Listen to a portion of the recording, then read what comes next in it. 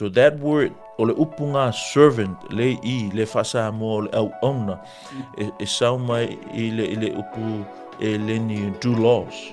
O Paulo, o le au ona, a Yesu, sa kaulang whapea, Paulo, o le Pologa. Pologa, a Yesu Keriso. A servant, the master do not own a servant. Ewa mesu, o le Pologa lea, o oe lea, e le whakaua pe mani anu. Na whakau oe le toto o pe, le toto tamai mamoe. A slave, you own him. Why? Because you bought him. Le concept la ngā, le whakau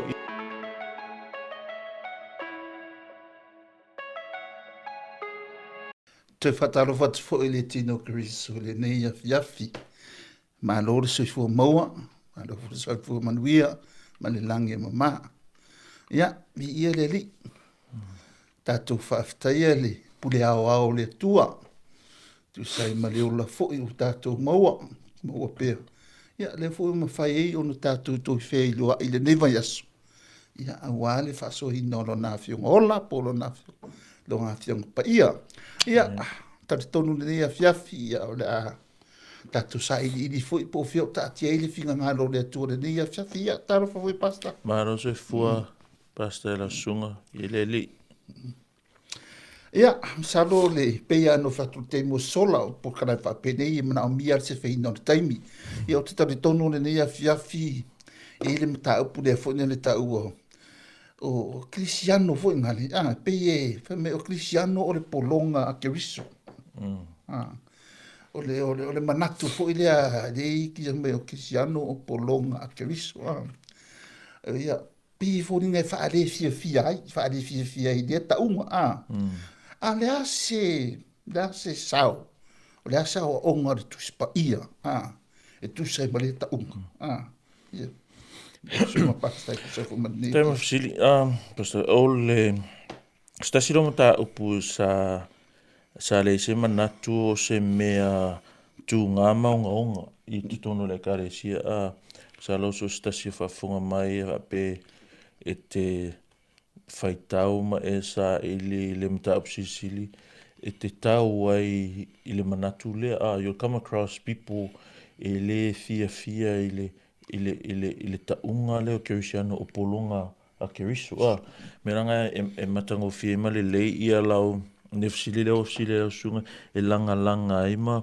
tatu tue va ai po lea o le mea moni lava sa aulo funga e te le Kerisiano e le fie le tau lea fai mai lato ia tatu fa sa aulo toina of course tatu fa sa aulo toina e moni ma meno tatu fa sa aulo toina ia a whaongalo e principles e whai tau ma koe wawa ai le lei whai upunga pe lor tātou upu wha aulo fo I lea le context ia ngā I lola e ngā ia mal tātou tūla whanu wha aulo fo I lea o le ma whainga white e nai ni au o ngā pu ni manatu te tono tuspa ia o ngā rai te loa e leanga ma le se tu sai marau sili po le skala kuspa ia pe tu sai ma onga tuspa ia le ta unga po le manatu o le Kerisiano o le Pologa Keriso ia ava pe te tale te upu kasi pe yes and no answer the answer is yes e tu sai ma onga tuspa ia o le faafita uli le kelenga fai ma fili o le manatu le tangata mata ina inise le fia ile taunga leo tātou Kerisiano Pologa Keriso e mafua mai I le whaliliunga. I mean, ia le whaliliunga. When I say whaliliunga, what I mean is translation, not interpretation. E mafua mai I le translation. Translatinga lea mai I le original language I le whaperetania. Ia po le whaasamo fo. Whataita inga manino lava o le mata upule ke whea koe pasta o le mua romano mata upu mua. Ngai le whaitau whapea mai I karapolu o Paulo o le au na Yesu Keriso. Mai Paul, a servant of Christ Jesus. So that word, o le upunga servant, le whasa mo le au na, e sau mai I le upu e le ni doulos. And doulos, e le sisio na winga o le Pologa. Ele se winga le doulos le alengo le au auna. Ole doulos, when you look at the word doulos, that's what it means. It's polonga. It's a slave, not au auna, not a servant. Ele ai asisi winga o ia, when you think of every time e kawa ole upulea ole doulos ile kuspaia, it means slave, not servant. So fa fita ali te lela le ma fu ai mea ia iloa la wa self studied va ayoku ia ma fu mai o translations. E fa te inga o kelo translations ile kuspa ia ko kiki a translations uma e translate le upulea doulos servant. O le ASB pe fast pe sa o mana tu New American Standard Bible lo translate le upule doulos o le bond servant. So as the King James version lo translate for o le bond servant o le NIV o la fe mai servant. Auna le Samoa. Alfa Samoa la pasa leva mai o Paulo o le Ioane Keriso. A le ole au ona le upula iai e le ole servant le upula i le ngangana na tu se tu spa ia o le upu doulos means slave. Saulo lalai pa pe laka ile accuracy ia lo manatua. Pe tu samal se lauli mas fulu ia occurrence. O le upule a doulos i le whenga fo sin kama i keimia pe e longa e maua se fulu pe wha alusi fulu o nga translate slave. It's always nearly every time you see the word servants il whenga fo, there's possibility o le upunga o le doulos means slave. A le fale liu servant. O le ofisi ke lela e tulai mai. Why? I say me because doulos means slave, not servants. Wa avea la ma mea ya fui. E sui ele ton sui ele ngona ma ua le pa kongu ai. Ua le kau kongu ai le winga nga wha moe le ngang pa ia e a mai o nga ua sui e ranga le upua. If mankua wa ia o tato loa o le author kuspa ia o le ngang pa ia. O le upula nang filfili le ngang pa ia kui o le doulos means slave. O mai lola ia ile au vahanga ia. Ia. Ko kiki a whaliliunga uma o le servants la ia. So saulo la mal manatu lea ko ainga prosperity gospel le ingi. Fe mai we are free. Of course we are free. But the thing is, we are free from sin. Not going off free from ale. We are no longer slave of Christ. Otherwise, you miss ye le mea lea. A mata wina la me la makanga la utala o markeminge. Yeah, mal study for you o faita to pastor for. This will always be an opposition ile mea moni olea. Ole fear lea. Fear of rejection, fear of persecutions, fear of people's opinion, ole popole wa alanga ta ole melia because fai culture history mal fa solonga manga se o matatu ole mafu anga lea pastor ole mafu anga lea e ia longa sao ile faliliunga le ole version le ole KJV pole King James version ole authorized version il came from this is one of our textbook ole kuspa ia ile King James version. Onga la e lata lea ile Old English. E whaingo whienga whaare liu mele ile lengi malama i ka maiki. Pe o upunga le ole i, ole art, ole dao. Ngā le paula le ole version e mauai. Ole King James version le la lenga nga faonga i le onga fa umila tala le mela onga ole mafu anga le wa lainga nga le ali le upule slave o kemi le kasi early 16th centuries while King James version ia nga print ma ato ma faliliu ile sfuluongo su kasi ongo kasi ia i lalo la le fa malunga man kai inga kama al tupu le o James ke professor mo o James kupule o se misi ia po ia kopo ia kopo le ka ue kupula i ola inge lang nga kemi manisho vaenga Keriso nga kemi tam fai ia makula temi le a pastor la ma losi le slavery system le whaataua i ngā polonga, ma le system leo whai o polonga, whai polonga ka ngaka. Ia King James la, it's so offensive. More readers, ia le whai kau aku, a kau le upule slave, it's not a good word. So, le wingalanga la o kala, o fili lava ia o le ngā luenga tātou, o le mele o le whewhi tangata, o ke mankuang lava lau la ngone whai le mele o le... O le whawhiawhia ka aka e le whawhiawhia i le tua. Because there are times e class e kako i le wā le mea lea o kei o sili lea o ai ea kaunga o whawhiawhia o le tua ia poltanga. Fo i mai lola ia le lau sili lea pasta i le mea po le kala kuspa ia. Wa o le kala kuspa ia e akri le lei ma le upu lea o le polonga, o le Kerisiano, o le polonga a Yesu, o le polonga a Keriso. Langa le iet ko e ngā mawhau vunga le pasa whai mai ka au le polonga, langa le polonga le mawhau i tātou le polonga vunga e torture ia so uma, e sasa ma whapenga ia so uma. A le o le concept ngā la ia i le kala kuspa ia. E le o le mea ngā la ia so o i translations la ese mea la ngā seasea ia e maua le upu lea slave e kon kuspa ia. Pa mind you, pea tusa malo matu se lau lima se fulu ia occurrences o le upu lea doulos le whenga fau. A penga o se fulu pe se fulu mong kupu o ngā whaliliu slave. A whaliliu vo la slave, ele o refer anga skerisiango. O la refer ko ngā mevunga le o whai tātou ma polonga le anga sala. That's the only kind of times e ali ele upu lea i le whaliliunga i o polonga. A refer anga a kako o ngā Keriso, o polonga Keriso. Sa ulau au onga. Whakaika inga la, peila i kala lea. Le mele i Roma. Yes. Roma kasi, wale whapele kala.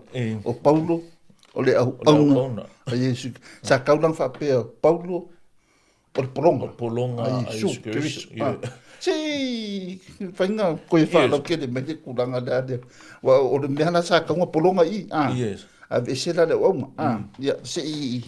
Se kala i de kualalo i de kulanga pasta. Ia pasta boa o le tfaka ka inga o kalanga o kusiwanga Jakobu le James la fefe mai fo ia James la ko ia o Jakobu po James a slave, I mean a servant of Christ Jesus. But the word left at le servant it's doulos fo. E tu sa o le mele kau kikiro i mele. Ke o whaanongo mai fo le mando le kongo. O la kasuia kuspa ia. Ka porenga ngari kuma. A le fuara ka whaamakalanga i le saunga le original language. O le suia inga mai i le pe ka whaare kongo. Wale mea wa akuri le kua o le kusi nga manga wainga. Le kusi le mua mua le whae ringi. Sa o ngare. Le nga kusi. Le original. Le ala sa waila le upu le ia o ka ikaidi i pe o la sunga sa avele ringi o ka ikaidi i avele ka upu le le ana ke kango me ke doa na le koskosonga me o le me i sau mai o whaeringi o mai i o le polonga ka unga ia nge ke ufa pesi su la ka su nga le ai o le fu ka kala le original language ia si fa o pe ale po sa o le lo kana pasta le o le mea ka unga ia pe fa pu ma fa va fam talang ku so fa li unga la ka unga o Paulo o le polonga Yesu Keriso sa o le ia ko po va pe vo ia le va nga ia o Jakobu le polonga Keriso Yesu. Why as I'm not tamana to penga because that's the word la yai. And sometimes ele need is sometimes people don't need to be Greek scholars to know these things. There are books, there are tools, there are materials. Efeso soang yai. Ongala ole mele o to enga manatu fongale mele ka kongi polonga. Le ka kongi. Well, someone need to understand ile upule in its context. Always the context. Well, I'll find my fai mai fo ka ko fa sa lo tuina, but you need to know when afa me kala o freed ka ko fa sa lo tuina to ele fa sa lo ko nga funga o ka sa lo ko ka ko me fai. No, when we say we are free from the bondage of sin, and the bondage of the law. We are free from those, to be free e fai le finangalo le tua o salo toina me tato le polonga le anga salama le amo le tula fono ina ia faia le ami o tonu. So we are free to do righteous in the eyes of God. And ele o fuli vonga le purka ko ka ko me fai.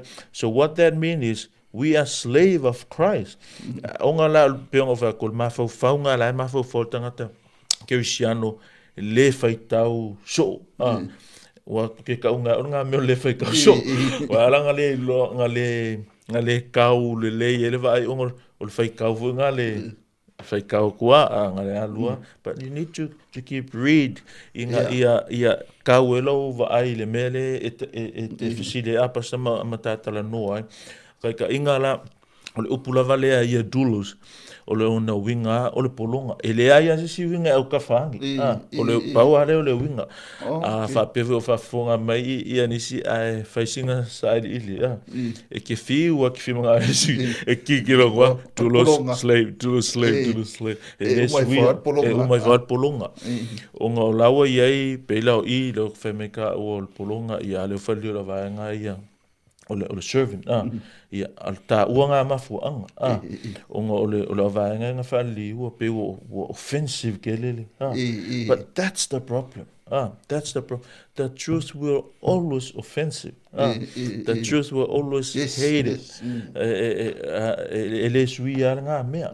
Wa ko am down la ia le bottom line there. Okay, o isa o nga ke ola ke fa fie. O isa o nga fai o manga polonga. O le tua we are God's slaves, we are God's servants. That to te fia fo. Well, e si upu lai fa li o le servant. Pela o le upunga le diakonos le sa ka ko upu le transliterate o le deacons po diakono fa sa mo a risfa pa langi la fa pa langi o le servant.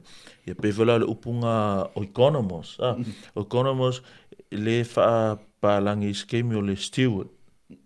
Pe fa sa mo pe o le tausi mea o nga sa mai upu elenge lu o le okos means house, le nomos means law. So literally like a law of the house or something. Fa pe fa lio pe ale winga le mea, it's like a keeper of the house or stewards of the house. Le ala fa li liu voice kemi o le servant.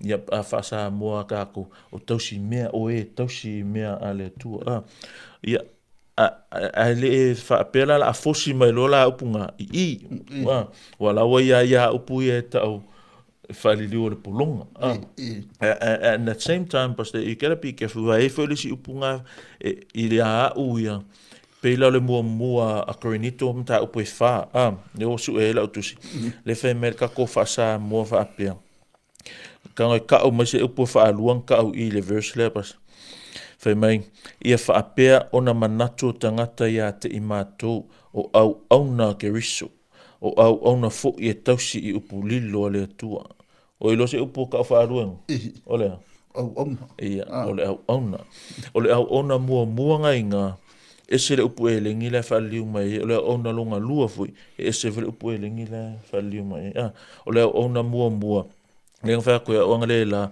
ole upunga ia ole operators. So ole unga nga kala ole operators va alo mai so la pas kim nga elengi yafi va ke kele ko ki pengi ferries ya songi e alanga mingoi va nga e alo I foi umi a ka nga alo o polonga ole unga nga kala operators sa mo le upu fa va longa winga ole alo ale upa o lalo. So sa le fa parangi ki fa liunga o li ia ole under rowers pole under or rowers kusa o kangaka laia loa va il pico I lalo il folo pico I lalo. So if you think about it pe fa sa mo la kama nga polonga e fa nga me so ia ola ia would be nice pe va pe e ka fu nga le polonga ia le fa sa mo I o le au auna. Ia au ka upule kule kole tulos means o le polonga fu I le fai mai ka I le manga ia le nga upua o too much kele I ki nga o fe o ka ko kirsiango nga me o ka ko polonga o ngol ma fau le mindset nga la ia le kirsiano messe la kirsiano sa mo a fika mai la ia ta ua mara o kirsiano mata to ai malama lola le winga le upopolonga. What a privilege to be called a slave of Christ. O meanga e tau le mafo faulta. Ale mea ia. E lor koinga polonga funga like you think. Ia, de arovada. Iyo. E lor koinga polonga ngale. E lor koinga polonga le I. O koinga polonga le I. Ole pule Yesu yoi. That's the key word. Kai pe o le whakongunga le nga awifunga le aka. Mama e. Pule uma o la au. O la way the free. A le o le whakongunga o kusanga ka umenga e mo e polonga. Ai o le la au le ka ma ai. La ia le whaamal malu le pule. Iyo. Kuso kulanga ngai kaunga ia. Basta a pe o le wa maha ua ku I do. Lo sa wanga fu ngale pe folinga mai e ese la uma ese polonga pe o le ko wa ka kangia mai e ma fai ngo ko fa makala da tiki ya va nga pe folinga mai le ese de ka mai ka wa le au nga mar polonga ya me mo ya pas esa ese ya pe fai se sa o sta me mo mua o polonga espero pi ola onga o le misino vai ne misino pi o le ko kuringa ko pe o bede ka kala o ngi fu nga le yes ku so le se mo mua nga e o fu la nga ku se ku spa ia o la ia upu e fa liu polonga I mean au ona pela le upu fa ko ia o diakonos o economos e fa liu servant ale upu ia dulos shouldn't be serving. Langa se le au ona se le polonga pe on talanoa ai. O le ona e mawhai ona wha apeo se kangaka e haia pe tutongi. Ka kalanga sau e whainga luenga mo le kaui. Me mo mua I o le culture le ia le slavery system le ma tusi le kuspa ia. A wha pe whai se tasi mau polonga. E le kukusala ma le au ona. O le ona sau e fai nga luenga ma fai mea e kokongi e kusa ma le ngā aso. Uma fai nga luenga koe aru lako fale. O le slave la e ngofo I kongo le fale. E le kokongia. It's more like a part of the family. O le au aunga la e popole ki o le isang kupe. Ke o pole le me ai, le me moe ai, pole langa luenga. So there's possibility em fai nga fire I le polonga. I mean le au aunga. But a polonga, a servant, e moa uma privileges ia e ke ngofo o le slave e ke ngofo kongo le fale e ke ai I le fale lea o mea ai alo makai e ke ai e ke ngofo fo le fale o le makai o le si mea a servant the master do not own a servant. What I mean is legal right for ngale ke possess like a part of your possessions your property. A slave, you own him. Why? Because you bought him. Le concept la nga le fa ko I man ko kala me kala al kuspa ia you've been bought with the price. This is the concept. This is the context le I o tato polonga. Alan ka ko polonga o fa tawina I tato tau. Fa melo kala pe ke ele ongi auro po oni a real. Au le toto Yesu Keriso, toto le tamai ma moi, o whatawina I tātou. So that, ngā kauna lea mai ngā related mai I, ma kua kuspa I ka karango e pasta no contradict. Kusala, le whai e ila oe Kerisiano, a ka ua oe o le slave, po le polonga Keriso. Those things comes to mind. You are owned by Christ. You've been bought by Christ. You've been redeemed by God through the blood of Christ. Wa own o le tua. Because a servant, ele fa pe, e se se fa pe o servant ka ko le tua, because that's what we are. Ala unga kala, I aua inga I suia, maka ma inga, le mea na mana ole ngang pa I ka o ka ko tātou polonga Keriso. Le kau kuli au pua ko le mea lea. Fai lau tātou ma polonga Keriso. O mea ngai e sau le mafau o le Kerisian o lea. O on tātou e le atua, e Keriso. Ua whaatauina I tātou e Keriso. E nofo I tātou I le whale o Keriso. E auna e whai uma tātou mea e tatau I le tātou matai. Why? Because we are his slaves. E le whapevo I la o se matai leanga le tātou matai. O le makai e le lei. E kusa e fwoi ma culture lea, there's a possibility e le koe polonga I kangaka lea.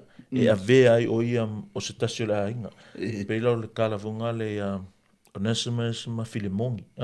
Le polonga, o al mea mo ia o le polonga le kamanga o Onesimus lenga sola. A whea kara polo. A uor koe e le o koe polonga. A o ia o se uso ia te ao.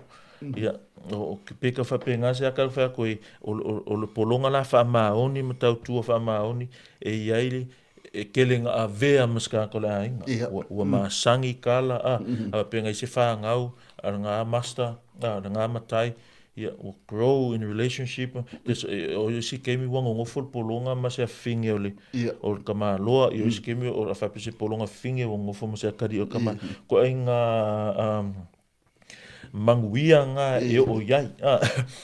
Ia, a le mea o le whawhitia o le mea moni o ngā e fōringa offensive. Wa musu e tau polonga ina tātou o ngā... E o le upo polonga. Ia, o le polonga. A marama lama la i le concept, ma le context, la whao ngā e kuspa ia. You consider yourself the most blessed man to be called o le polonga Keriso. So pe o le whenkanga ngā le mea kai minge I ua. Pe o mresi foi me o le kwa mai o mamla ma le polonga. Ua po le singa me whenka he si o le I mamla lama le apala ingo le polonga funga. O le mafau ia po le mindset le polonga pe ia whakakainga le da ngā wa ade Ia wa anga pisi ma mau le o. Ia e anlo ia ka maka tu isi yak I wa ki kere le o sa ua fu. Ia ka kai loa le mea so Ia whapea le po a koa la. La ingu wainga ia ke silunga ma ailelei. A le ia fuafu. Ua ringi yafi sa I ngapa I kai mea. Maso. Ia pera I ngā le ka ua mai se ngar kuranga le. Ma ea le tama manga fo I ngea pia fili. Ia o le siri la pasta fo inga le. Le siri at fo mo le Le sa nguanga le sa la Yesu fo le E le sili le au auna I lona matai. E fo sa nguanga penga Yesu le. O la sa o kongu le winga le upu le sa o Yesu kuranga. O I kongua, ngā konga pasta le whau mai ia lo manatu le mara o kala le whaiso e le mawhai ona e whai mai o Yesu o lo wali ai le o oio sanga polonga. Pea le mea whako, when we say God, the one that say God, what comes to your mind? The reason why you say God, because you worship Him, you worship this God. So the reason why, o le mafuanga e whai mai o Yesu o le li'i, o e halanga whai mai o Yesu o le li'i, leanga o le polonga Yesu. Mea ngā la whai mai e Paulo whai mai o Paulo o le polonga a Yesu Keriso. E se ame whai Paulo karanga, leanga o longa li'i Yesu, o longa master Yesu, Jesus is his Lord. So when e whamelo kara Yesu, e le sili le au na lona matai, a whai kau le upunga I luma whame, e le sili le mathetes, le so, po le student, ngai lo le master, ngai lo longa whai a onga. O malola I me kara a Yesu, e le sili le doulos, I lo le kurios, kurios means Lord. A le whaanga Yesu whame, e le sili le au auna, I le matai, o le upu matai le I whasa mo, o le kurios in Greek means Lord, longa winga, a servant, e le sili aku le slave, ngai lo le master, ngai lo le Lord. Le mela le lok whea koe, e le mawhai e se singa whai mai, o le Yesu, a le se polonga Yesu. You can only say Lord to Jesus when you know that you are a servant. And when you say, you are a slave, sorry. And when you, if I my Lord, you are a slave, o mea sa lo mawhau, He bought you, he owned you, you serve him, you honor him, you worship him. Kasi leanga oil polonga Yesu, o ngofur falo Yesu, o fai mea umai mga o Yesu, it's kapua ia Yesu, o ia o lo matai, oil langa polonga, because ele mafai se iskanga kai o se polonga nga fai mea mga oil matai. La mela o lo ifua fai fua pe o makai, la mela o lo ifua fai fua o whakaonga I polonga I si makai.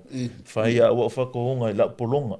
Same way here. E alanga fai mai whakaonga Yesu I Keriso, because they are his slaves. E le fai e laulangi. Pea whako upu le atua e mo le lotu le atua. I la loko le atua. In this analogy o tātou o polonga a Keriso. O le ala mea polonga Keriso e fai. O le fai o le fina ngalo o Keriso. A peila o le mātaionga e ongo lua wha. Apasa. E whapopo I le mele o le tātala. Le whapunga pe Yesu. You cannot serve both God and money. Le upula lea dulos le I. Instead o le ngaunga I le peo me masange. O ila le o fōlinga I le veapi. Whamekara Yesu. You cannot serve. You cannot do le wo. So le wa veapi instead of noun. O le noun o le dulos. O ila whamekara Yesu. You cannot serve both God and money. In other words, ele mawhai oenga whai mapolonga I le atua. Koe whai mapolonga I le tupe. At the same time, you either a koe wha upusis whainga ele mawhai oe o ngā matai pe a li pe atua I le atua pe a li pe atua pe matai I le tupe at the same time. Why? Now you either love one and hate another. Nongo inga la wha pe o oe o le polonga ele mawhai oe o ngā au auna I le tupe koe au aunga I le atua at the same time. You gotta choose. Pe o e polonga, whai polonga le atua, lo inga ngā o le atua I ke au aunga I ai. O le a kaulor kupe I o le whawhika uli o le love of money. When you love money more than God, mai lola ia, then money is your God. Then money is your Lord. Oil polonga. Yes, pastor. Oil polonga. Wala, la usika ia mea lo kupe. O mea umai whai, o le tupe. E ke moe, ke maa whaor kupe, e ke ala ke maa whaor tupe. Ke maa whaungi ai kia mo wale kupe. A whapea o le atua lo matai. E ke maa whau po ame, e whina ngalo e lo tua. O le mea mua muala. Mea whea koe, kere kai konska kawe mea skere siango. Ai le whai kau kuspa ia. Laon ki tiango polonga le atua. Whawhenga e loa ia le mea mga oilo matai. Rese se mea, o le whai kau kuspa ia. Ngai lo le mea ngaro, o le ingi whasanga la o ngā mawa whonga me u whetalai mai le atua. So, ele whapea ngara polonga le atua. Ngā se miki. Ngā se miki. Ele ia miki au koe isi whai miki ua o wāre miki so. So wāre miki ke amare mea hede mea. So lola ia mare miki like authority, like authoritative thing. But no, a whapea ngiau miki. Gotta submit I lalo kai ngā le upu al matai, which is the Bible. I wala o tūlanga langa iai, ni a whapea voi la, apas, wale o kakarangoa ngai, a peo whalongo me se kā au super school finge foi a Keriso. O whai ma whaafatu ulu, pe whaavaa, ko ia e lona whina ngalo, lea mea o le tau tātou ma polonga Keriso. It's a privilege, it's a blessing, it's an honor. Le ta'o tātou polonga Yesu. Langa o le mea ngā whai mai, o whatawina o tau. So o le concept ngā lea mai. Whaakaua I ngā polonga Yaso la. Lea mai Yesu. O le polonga lea, o oe lea, e le whakaua ang kupe mangi aulo. Ngā whakau oe le toto lo o alpeli, o le toto le tama I maa moe. Lea lau o ono I, o e ngofo I, o e aima, e ingu, ma e moe, ma e sa uloko I. Le whako e lor kalawanga le whako. Koe maua maleo la whawau. Ie, maua leo la whawau. O le mea ngā sin ka ua. Mea pik sin ka ua. Wai o iai, o ai si aka a leo la whawau le mea lea ngā mari ua. Mea le whako e le kalawanga. The most freed man on earth is a slave of Christ. ole polonga o ka pising sa o polonga Yesu polonga sa loko mai le sa loko mai le sala wale e fai o mame e fina ngalo ia le tu o fata wina i tatou ua mangingo mai loa ia manuia e whakakau ia i tātou. O sa loko, sa unga le mu i tātou. So skersiano lavala. Any Christian can only have one Lord. Why I say that? Because so skersiano lava o i o polonga. O polonga la le ai. O polonga a Keriso. A whapea la, ele o se polonga Keriso. Are pas, whapea sisi e musu. Sorry to say, Christ is not your Lord. Because you can only call Christ Lord when you are his slave. Whapea le atua, whakakaua le atua, pia whapea o oes ka o lau ka pua i le atua. Whiliwa ina. E mako i vala mamau hara le term, le meaning de o le polonga le mawhawunga le alo le waa, ma le polonga le kalangua meil kuspaia. Ko le polonga la le kau kusoma kuspaia o mea fuinga le wai le usi kai e le kua pa mai a sisi la ka. Usa o mea funga le la whaasa mai, o mea la ia le ki polonga whainga au ke ia le apu. Wai polonga ila i le mene, kaunga usi kai. Like a free umaisi mea. Alfa kohunga lele mai i. Ia mo ia la ai ka kaunga i uska inga ia mea ia. Pei fōringa mela la ki ngofu poronga. Ele do o uska. Ele ka kaunga ia le mea lea. Like a free umaisi mea. I lalo le fa kohunga. I o master le o mainga fa kohunga ia. Oi. Pei fa penga o ngori interpretanga de ka ki ngi fa pe. Ia o le mea lea, o le polonga, ka o le polonga, o son ma whoraka. Se o ka manga le whai whi au. Ka whai whi au. Ka manga le, mo mai pusa paka se wha whaweke le ma whau pe. A pi e sere nganga le mai e le kalangua me le kuspa ia whunga le a.